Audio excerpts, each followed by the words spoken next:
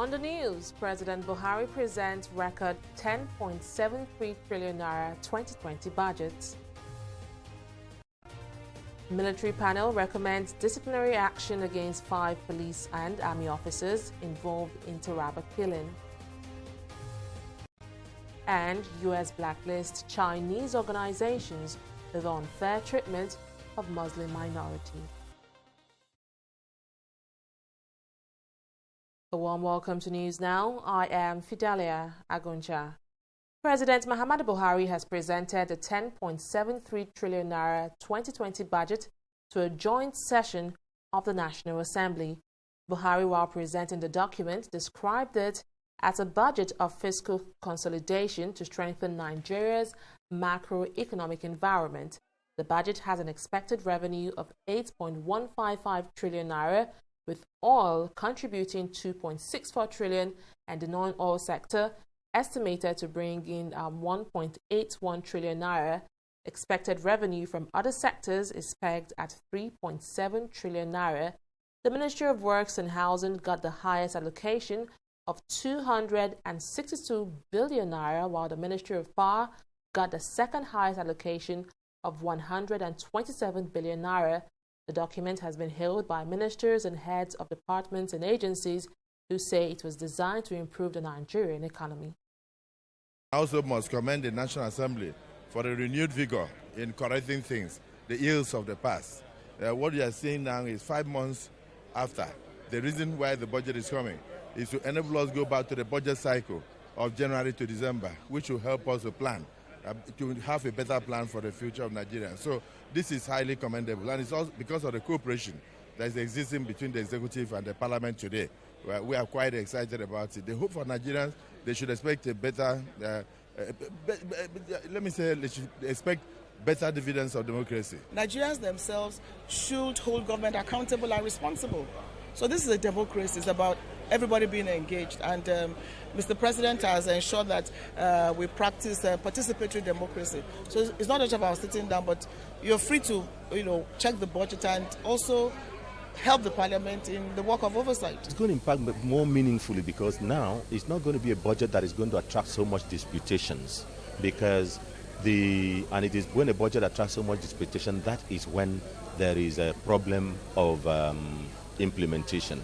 And of course, the most important thing in this budget is that for the last 10 years, what has happened in this budget has not happened, because this is the very first time that the medium-term expenditure framework has been passed by the National Assembly, submitted in time by the executive, and again the executive sit back and appraise it and say we have accepted. And so they now prepare the budget based on what has been accepted as the parameters of the budget. They are not preparing this budget on the basis of the proposal they submitted to the executive, to the legislature, but they are preparing it on the basis of the approval by the legislature. So it's going to be a lot more easy because everybody is on the same page. To security matters, 9 persons, including a 12-year-old boy, have been abducted in Peggy, a community in Kuje area, Kansu of Abuja. The victims were reportedly abducted after gunmen in military camouflage raided the community on Monday night. Confirming the incident, spokesperson of the FCT Police Command, Anjuguri Manza, said the force is making efforts to rescue the abducted persons. In a related development, 1 person has been killed while 4 others were abducted in Chikun local government area of Kaduna State. The State Police Command says it has launched a manhunt for the bandits with a view to rescuing the abducted persons. While still on security, a panel set up by the Defense Headquarters has recommended disciplinary measures for 5 officers of the Army and police involved in the killing of 3 policemen and a civilian in Taraba State.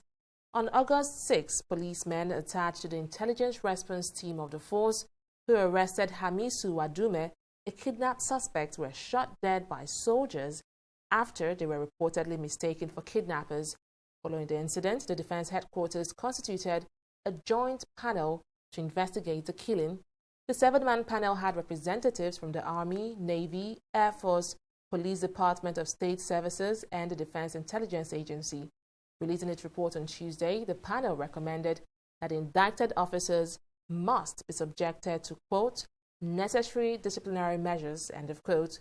It also recommended further investigation of Wadume for alleged gun running. Well, the Nigerian Army has rescued 27 persons displaced by insurgents in multiple clearance operations in Borno State. 9 suspected Boko Haram spies were also arrested during the operation. Army spokesperson Colonel Aminu Iliasu said the first clearance was carried out by Operation Lafia Dole Theatre alongside elements of Nigerian Army Supercamp 4. During the operation, 15 persons comprising 8 male adults, 1 female adult, and 6 children were rescued by troops. Similarly, another batch of 12 locals were rescued by troops of 82 Division Task Force Battalion at Strong Response Area while conducting clearance operations.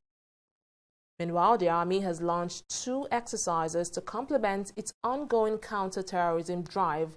The exercises are IM Akpatuma 2 and Exercise Egweke 4. This was announced by Chief of Operations of the Nigerian Army, Enobong Udo, who stressed that IM Akpatuma will be in the north while Operation Egweke 4 will be carried out in the southeast. I want to add that if anyone is arrested or detained because he is unable to positively identify himself, I'm talking about a questionable character now, arrested because he is unable to identify himself, that is not the end. There are other processes that will, will be involved, profiling him, carrying out proper investigation, and going down, to the depths to find out his activities and ensure that this person is not a doubtful character. And if at the end of the investigation it turns out that he has nothing on him, he will be released. Of course, you know that we don't try people. It's the law courts. So there is nothing at all to fear about Operation Positive Identification. Following the release of a documentary exposing the trend of sex for grades in Nigerian and Ghanaian universities, BBC reporter Kiki Modi says she has been receiving threats from unknown persons. In an interview on Monday, Modi revealed that since she completed her investigations, she has been receiving subtle threats. The journalist also revealed that the investigation was related to the experience she had while at university, which forced her to drop out of school. Modi's documentary exposed Randy Unilag lecturer Boniface Igbenegbu, who has been suspended indefinitely. The institution has also set up a panel to probe the allegations and expose other guilty lecturers. Civil rights group Amnesty International is calling for the effective implementation. Civil rights group SERAP is calling for the effective implementation of the Freedom of Information Act, especially in the health sector. The group made the call at a public hearing focused on building the capacity of citizens to use the Freedom of Information Act as a tool for promoting transparency and accountability in the sector. Speakers at the event blamed corruption and lack of information as the major challenges facing the health sector and called for collaborative efforts to stem the trend. What are those things that we are supposed to know that is going on in the health sector that we do not know, and how do we use the law to actually ask for those information so that we be able to have the full benefit that we should experience in that sector? The reason why we do not tackle those who are denying us the quality service that we deserve in the health sector is because we do not enjoy our right to know. And FOIA is an instrument, it's a tool that, despite the fact that it has been bastardized, has been watered down at the National Assembly before it was passed, I believe that it has enough provisions for us to use to extract information that we should know. As chairman, national chairman of the Joint Health Sector Unions, JOSU, we've been sounding the trumpets that the Federal Ministry of Health is a cemetery for corruption. Once you take out corruption, then funding can come in. If you don't take out corruption in the Federal Ministry of Health, you can't put maybe half of the budget of this country into that, and you still not get the desired results. Well, Nigeria needs to set aside a day for national prayers and fasting to seek the intervention of God in reviving the country. Former Deputy National Chairman of People's Democratic Party, Olabode George, said this while addressing newsmen at his Ikoyi office in Lagos. George also urged President Muhammadu Buhari to write his name in good books of history by scrapping the Independent National Electoral Commission (INEC) and make elections in the country human-proof. Meanwhile, senior pastor of Latter Rain Assembly, Tunde Bakare, has said no ethnic group in Nigeria has the exclusive right to hold presidential office. Bakare also called for the adoption of a zonal security system which will scrap out the Nigeria police force and replace it with zonal police force. We have been battering the country, we have been misbehaving, we have been mismanaging it, and I believe to start on the reconstruction, we must set out a date of prayers. We need to go back to the Almighty God. If you say you don't believe in God, I wish you the best. But I believe that there is nothing that is stronger than prayers. We need a day of prayers where we will fast for a particular request from God to pardon us. Anything that helps our nation to be united is a welcome idea. No one nation is like exactly the other nation. But what I'm saying is a time must not come when a group will think, as far as a particular office is concerned, so and so ethnic nationality cannot be there, and it has to be this and that. That will not all go well for us. If we want to attract the best and the brightest and the fittest at any given time, then the space must be created for every able person, every able citizen who seeks or desires to contribute his quota to our national development must be encouraged. Nobody owns the presidency. To judicial matters, the Federal Capital Territory High Court has fixed December 11th to hear a motion on notice filed by the anti-graft agency EFCC in the corruption trial of former National Security Advisor Sambo Dasuki and Bashir Yuguda. Both men are accused of misappropriating 19.4 billion naira arms fund. The EFCC had charged Dasuki, the first defendant, and Yuguda, the second defendant, alongside former governor of Sokoto State, Atahiru Bafarawa, as the third defendant, his son, Sajir, as the fourth defendant, and his company, Dalhatu Investment Limited, as the fifth defendant. They were charged on 25 counts bordering on criminal breach of trust and misappropriation of public funds to the tune of 19.4 billion naira. Justice Hussein Baba Yusuf adjourned the matter to December 11th for the hearing of the application. Well, the Economic and Financial Crimes Commission, EFCC, has rearranged Abdullahi Babalele, a son-in-law of the former vice president and presidential candidate of the People's Democratic Party in the 2019 general elections, Atiku Abubakar. Babalele was rearranged before Justice Chukwujeku Aneke on a 2-count charge bordering on allegations of money laundering.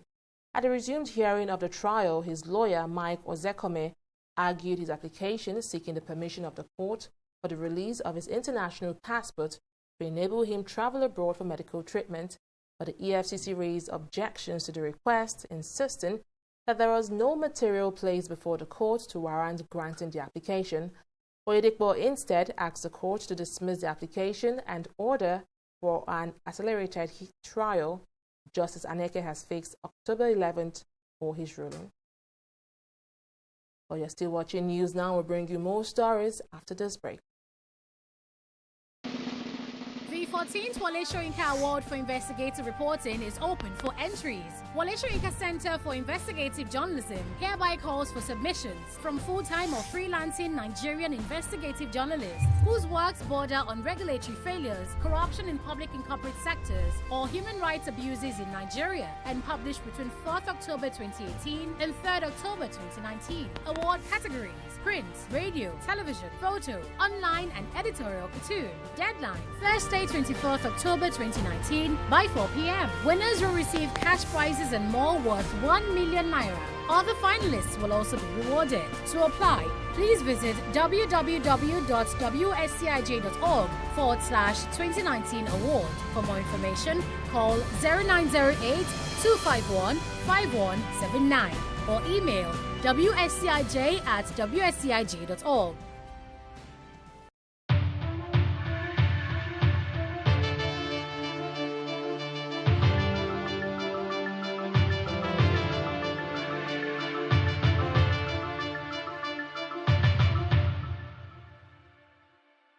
Welcome back. We'll now be joining Annetta Felix for News in Business. Hello, Annetta. Hello, Fidelia. So I hear the Trade Union Congress is calling for better working environment for workers in the country. Could you tell us more? That's true. Nigeria's Trade Union Congress, TUC, has charged government at all levels to engage in the training of their workforce in order to improve productivity and efficiency. Chairman of the Congress, Kaduri Olaleye, made the demand in commemoration of the 2019 World Decent Work Day. Olaleye, while speaking at the event organized by the Association of Senior Staffs of Bank, Insurance and Financial Institutions, maintained that there is a need to fight for decent jobs, gender equality, and struggle against other vices that violate human dignity. On her part, the president of the association, Oyinkan Olasunuyi, enjoined workers to come up with innovations that can improve their skills in the work environment. We look at what is decent work. We are talking of a job that have job security. Job security simply means when you wake up in the morning in your house, you are sure that your job is there waiting for you, not a casualized job. So we need to put more pressure on government, especially Minister of Labour and the employers in the banking industry, to make sure that we have majority decent work that have salary and you can earn promotion. Not only that, that have some other benefits. There should be more training, more improvement, and the working condition, because majority of our employers now are concentrating their spendings on the acquisition of all these robots and automated machines, without considering that they will need somebody that will operate these machines. And until we are adequately prepared in our sector and in the country to be able to use all these new technologies, they still need human beings. The major thing is that ICT intervention has come to stay. However, where there is going to be loss of employment, there must be adequate provision of severance benefits as provided under the ILO Convention 158, Article 13. Rwanda's President Paul Kagame has launched Africa's first high-tech smartphone factory in the country's capital, Kigali. The factory, which was built by Mara Group, a pan-African business headquartered in Dubai, has the capacity to manufacture more than 2 million smartphones in a year. The new facility has kicked off with the production of 2 phone models, the Mara X and Mara Z. CEO of Mara Group, Ashish Taka, said both phones will retail for less than $200. He added that the company has also partnered with local banks and telecommunications firms to create a finance model that would allow users to pay for their phones over a 2-year period. President Paul Kagame expressed hope that the phones would increase Rwanda's smartphone usage, which currently stands at around 15%. Mara Phones will be launching its second factory in South Africa later this month. After this break, we'll be reviewing activities on the NSC. Please stay with us.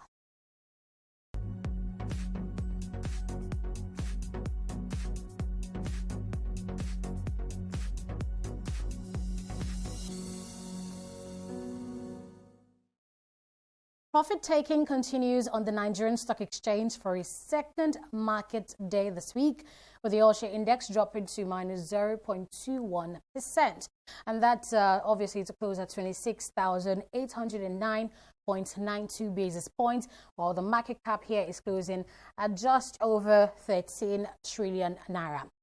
Taking a look at our top losers, we see that MTN Nigeria is the worst performing stock today, and that's losing by 1 naira and 5 kobo. Guinness Nigeria PLC here lost by 4 kobo, as we can see. And here, not a good day for the Dangote Group, as 2 of its subsidiaries, Dangote Sugar and Dangote Flour, are among the index draggers today, losing by 3 kobo and 15 kobo, respectively. On the other hand, our top gainers include the best performing stock, Mobile, from the oil and gas sector, which gained about 7 naira, 9 kobo, and that represents a 5.64% gain today.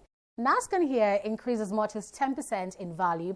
It sold at 13.85 naira yesterday, and closed today at 14.85 naira per share. And other top gainers today include Forte Oil and Guarantee Trust Bank. The market summary shows that over 185 million shares worth 2.537 billion naira, of course, were traded today in a total of 3,083 deals. And on the foreign scene, we see here that not a very good day for the FTSE and the Dow Jones, as the stocks are closing in the reds. But in Japan, we see that activities of bargain hunters have pushed up the all-share index here to a 0.99%. And that's all from here, Fidelia.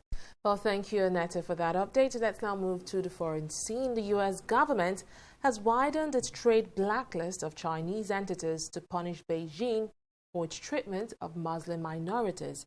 The decision, which drew a sharp rebuke from Beijing, targets 20 Chinese public security bureaus and 8 companies, including video surveillance firm Hikvision, as well as top artificial intelligence startups SenseTime Group Limited and MegV Technology Limited.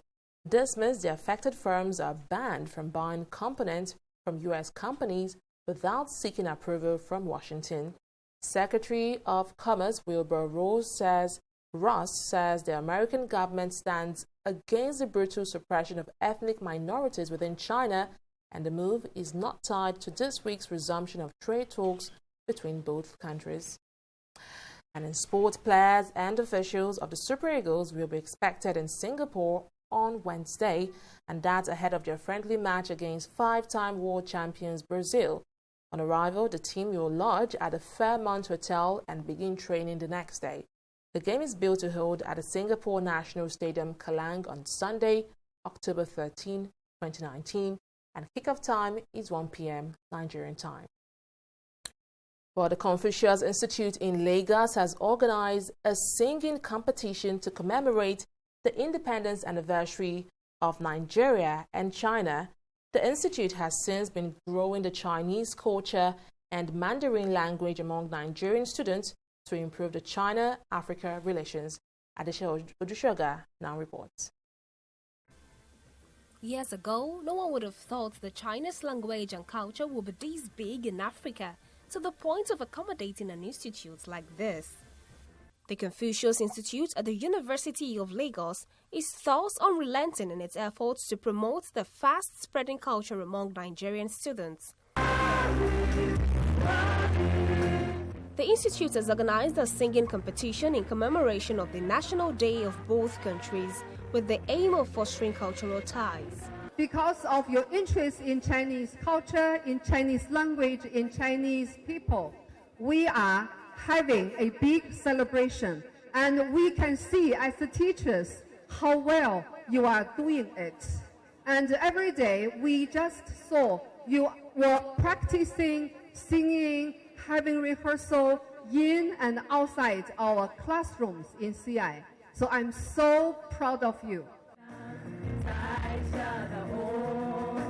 Students take turn individually and in groups to show off their singing skills with songs rendered in Chinese language. Some of the participants also exhibit their talent with a cultural performance. At the end of the competition, one of the students, Winston, was announced the winner.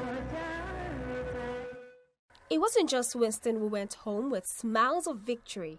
Daniel Sholu, a student of the Redeemers International Secondary School, also won a free ticket to travel to any of the 125 destinations across the world, a courtesy of the Ethiopian airline.